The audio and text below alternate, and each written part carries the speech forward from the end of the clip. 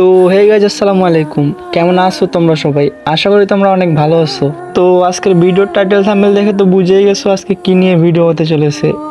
তো বেশি দেরি না করে ভিডিও শুরু করা যাক।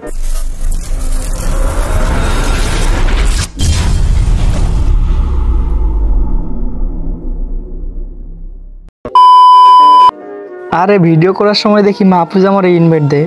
আচ্ছা আমি ওর ইনভাইট রিজেক্ট করে দেই। কি রে ভাই, ওই দেখি আমার আবারও ইনভাইট দে। আচ্ছা গিয়ে দেখি তো কি বলে। হ্যাঁ মাহফুজ, দেখলাম তুমি আমারে বারবার ইনভাইট দিতেছো, কিছু বলবা নাকি? কি রে ভাই, তোরে এতবার ইনভাইট দিলাম, তুই কাইটা দিলি? মনে হয় ভাব দেখাতেছস। কি আমাদেরকে এখন চিনিস না?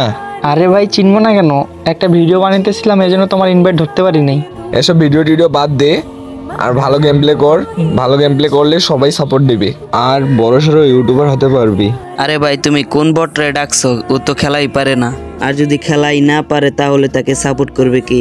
আরে ভাই তুমি ঠিকই বলছো, ওই জীবনে ইউটিউবার হতে পারবে না।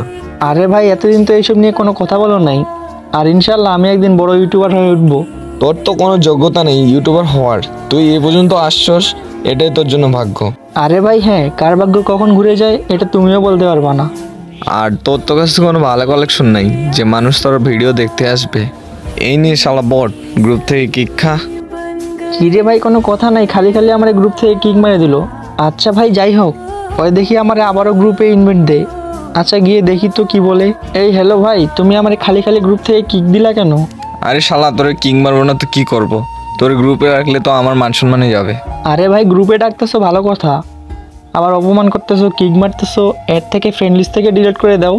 আর তোকে তো আমার ফ্রেন্ড লিস্টে রাখছি, এইটাই তো তোর জন্য ভাগ্যের ব্যাপার। আর তোর মতো বড় ইউটিউবারে আমি আমার ফ্রেন্ড লিস্টে রাখি না। আমার ফ্রেন্ড লিস্টে সব বড় বড় ইউটিউবার আর ভিভেসরা থাকে। আরে ভাই তাই নাকি? তাহলে তুমি বড় বড় ইউটিউবার ভিভেস প্রো প্লেয়ারদের সঙ্গে যে গেম খেলো, এর জন্য আমাদেরকে অপমান করে গ্রুপ থেকে কিক মারে দিবা? আরে ভাই তুমি এখনো বসে ওর কথা শুনছো?